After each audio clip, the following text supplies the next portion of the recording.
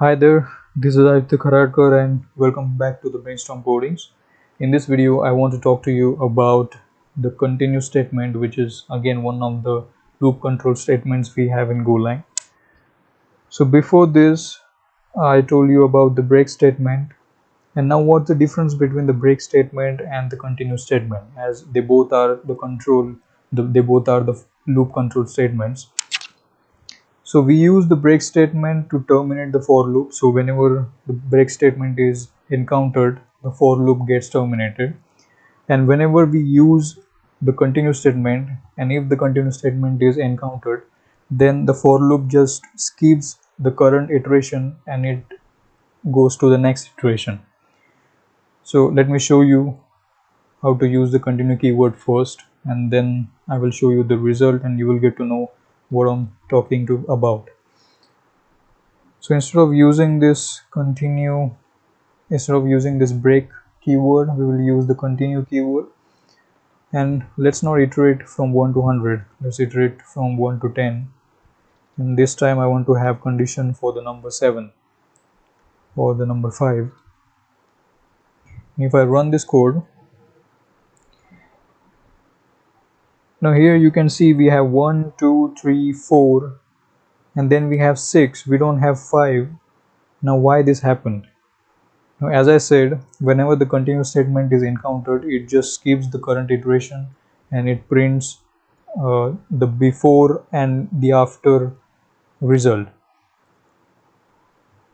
So here we have declared this I variable and we have initialized this variable by assigning the value 1. Then we have given this condition that I should be less than or equal to 10, so we can have the iteration from 1 to 10. Then we increment the value which is stored in the variable. Now the loop starts executing, and when the value becomes 5, when the value which is stored in this I variable becomes 5, we use the continue keyword. So just because the value has become 5 and the continue keyword or the continue statement is encountered, the for loop just keeps this number and it starts printing the next numbers. So that's why we don't have 5 here, we just have 6, 7, 8, 9 and 10 and the values before 5. So this is the use of continue statement when you want to skip an iteration and you want to execute the other iterations. Now what if I change the condition? What if I just want to have the odd numbers from 1 to 10?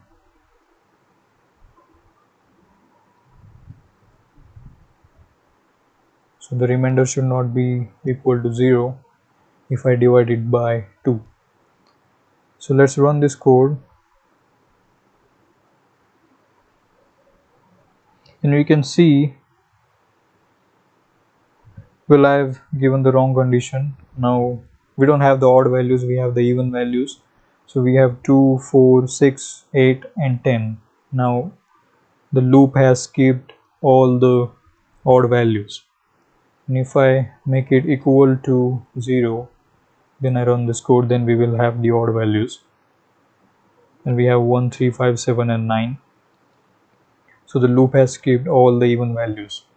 So this is the use of continue statement when you want to skip an iteration or skip a number of iterations based on the condition you specified in the if statement.